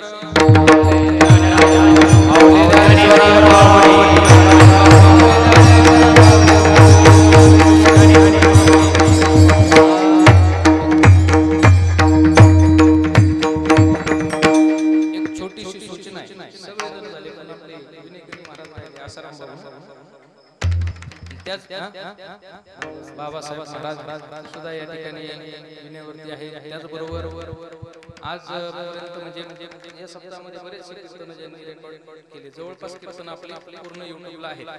म्हणजे आजचं कीर्तन ज्यांचे युट्यूबला आहेत असे असणारे ज्यांचं महाराष्ट्रभर नाही जगभर ज्यांच्या कीर्तनाचं नाव आहे असे मराठी हॉटस्पॉट, मराठी हॉटस्पॉट आणि गजर कीर्तनाचा 2 चॅनलला हे कीर्तन या सप्ताहातले जाणार आहेत. म्हणून यांचे सुद्धा धन्यवाद. यांचे खूप खूप धन्यवाद. आपल्या माध्यमातून या गावामध्ये चालू असलेली ही 56 वर्षांची परंपरा जगभरामध्ये, कारण युट्यूब काही फक्त महाराष्ट्रापुरतं नाही, संभाजीनगर नाही, संपूर्ण जगभरात हा सोहळा पाहायला जाईल. म्हणून त्यांचे सुद्धा धन्यवाद आहे. असे सर्व धर्म या ठिकाणी उपस्थित आहेत. छोटी सूचना, आपल्या देवगिरीमध्ये देवगिरी आनंद आश्रमावरती भगवान बाबा संत भगवान बाबा वारकरी शिक्षण संस्था या नावाने आपल्याकडे वारकरी शिक्षण संस्था चालू आहे. मागच्या वर्षी सांगितलं होतं की आपल्याकडे मुलं हळूहळू एक दोन आणून घाला, म्हणजे त्यांना थोडेसे संस्कार लागतात. जवळ आहे आळंदी पंढरपूर, आळंदीला पाठवण्यापेक्षा पैठणला इकडे थोडेसे तिथेही आणून घाला, कारण आपला अधिकार आहे. तुम्ही त्या ठिकाणी आम्हालाही सेवा करण्याचं एक मी अगोदर सांगितलं की तुमच्याकडून दान मिळत असेल तर आमच्याकडून काहीतरी सेवा सुद्धा झाली पाहिजे. एवढी सेवा घ्या. थोडंसं त्याच्यामध्ये आम्हाला जेवढ्या याच्यात करता येईल त्या पद्धतीने आम्ही ते करण्याचा प्रयत्न करू. फक्त मुलं तिथपर्यंत आणून घाला, बाकीचं काम आमचं आहे, त्यांना शिकवण्याचा प्रयत्न करतो. छोटी छोटी मुलं आपण या ठिकाणी पाहतात, 2 तास झाली कीर्तनामध्ये उभे. म्हणून असेच आणखी मुलं सुद्धा त्या ठिकाणी आहेत. आणि आणखी ही स्वरूप आपल्या सर्वांच्या सहकार्याने, आपल्या सर्वांच्या सहभागाने हे स्वरूप मोठं होणार आहे. आणि यामध्ये आपलं सुद्धा फार मोठं नाव आपल्याला देवगिरीचं करायचं आहे. त्यामध्ये आश्रमाचा सुद्धा मुलाचा वाटा असला पाहिजे. आश्रमाचं सुद्धा आपलं नाव त्या ठिकाणी लौकिक वाढवलं गेलं पाहिजे. त्या पद्धतीने या संस्थेचा आपल्याला त्या ठिकाणी बाबांची जी इच्छा होती मुलांना शिकवायचं, त्या पद्धतीने आपण शिकवतो. आणि ज्या परंपरेतून आपला आश्रम आहे, मागच्या वेळेस सांगितलं भगवान आनंद योग शाळा व दत्त मंदिर असं आपलं आश्रमाचं नाव आहे. म्हणजे श्री संत भगवान बाबांच्या आज्ञेवरून आश्रमाची स्थापना आनंद महाराजांनी केली आणि तीच परंपरा चालू. आणि त्याच परंपरेमध्ये ज्यांच्याकडे बाबांच्या हस्ते गुरुवर्य स्वामीजींना महामंडलेश्वर बाबांना माळ घातली होती आणि त्याच परंपरे मला त्यांच्याकडेही शिकण्याचा योग आला. म्हणून गुरुनाम परंपरेने सुद्धा मला बाबांची भेट नाही, आनंद बाबांची त्यांना पाहिलं नाही, पण वारसानुसार मला ज्ञान या ठिकाणी मिळाला. म्हणून अशा पद्धतीने ही परंपरा सुद्धा माझ्यापर्यंत आली. व्यवस्थापन करतो. आपल्या सर्वांचा सहभाग त्याच्यामध्ये अपेक्षित आहे. म्हणून सर्वांनी त्या ठिकाणी आपला मुलाचा वाटा देत चला. ज्या वेळेस त्या ठिकाणी याल त्या ठिकाणी भेट द्या. आनंद आश्रम आपलं नाव आहे. आपण सर्वांनी त्या ठिकाणी जाताना येताना भेट देत चला. आश्रमावरती काय चाललंय या सगळ्यांची आपण विचारपूस जर करत राहिलं तरी तुम्ही दिलं नाही काहीतरी चालतं, पण आम्हाला विचारल्याचं सुद्धा समाधान वाटतं. तिथं आलं म्हणजे दिलंच पाहिजे असं काही निश्चितच नसते. आणि दिलं तर काही पडणार नाही. म्हणून तो सुद्धा प्रयत्न करावा. असो, उद्या काल्याचं कीर्तन आहे. त्या काल्याच्या कीर्तनाच्या नंतर आपल्याकडून भगवान गडावरती बांधलं उभारलं जाणार जे काही विश्वमाऊली ज्ञानोबरायांचं जे मंदिर आहे की जे अद्वितीय असं मंदिर होणार आहे आळंदीच्या नंतर, ते मंदिर भगवान मंगळावरती न्यायाचार्य महंत डॉक्टर नामदेव शास्त्रीजी महाराज यांच्या मार्गदर्शनाखाली त्या ठिकाणी उभारलं जातं आणि त्यासाठी सर्व महाराष्ट्रभरात त्या ठिकाणी देणगी देणं चालू आहे आणि त्या माध्यमातून त्या ठिकाणी शास्त्रीजींचं उद्या या ठिकाणी आगमन होणार आहे आणि आपल्याला गावातून आपल्या जी जी आपली परिस्थिती आहे त्या परिस्थितीनुरूप आपल्याला काय दान द्यायचे स्वेच्छेनुसार आपल्याला काय देता येईल त्या पद्धतीने आपला मुलाचा वाटा त्या मंदिरामध्ये असला पाहिजे. माऊली ज्ञानोबा चांगलं झालं नुसतं पाहण्याकरता न जाता आपला जर त्यामध्ये वाटा असला मुलाचा सहभाग असला तर निश्चितच अधिक सुंदर ते मंदिर दिसेल. अशा पद्धतीची उद्या त्यामध्ये आपण सर्वांनी सहभागी व्हावं. जे नाही त्यांनी उद्या उपस्थित होऊन या जे काही होणारं जे कार्य आहे या कार्यामध्ये आपला सहभाग नोंदवावा अशा पद्धतीची सर्वांच्या चरणी विनंती करतो. झालेली सेवा बाबांच्या चरणी भाऊंच्या चरणी सर्वांच्या चरणी अर्पण करून आपल्या सर्व श्रोते सज्जनांच्या चरणी समर्पित करून या सेवेला पूर्ण विराम देऊन एक छोटासा गजर श्री गुरु दत्तात्रय अवधूत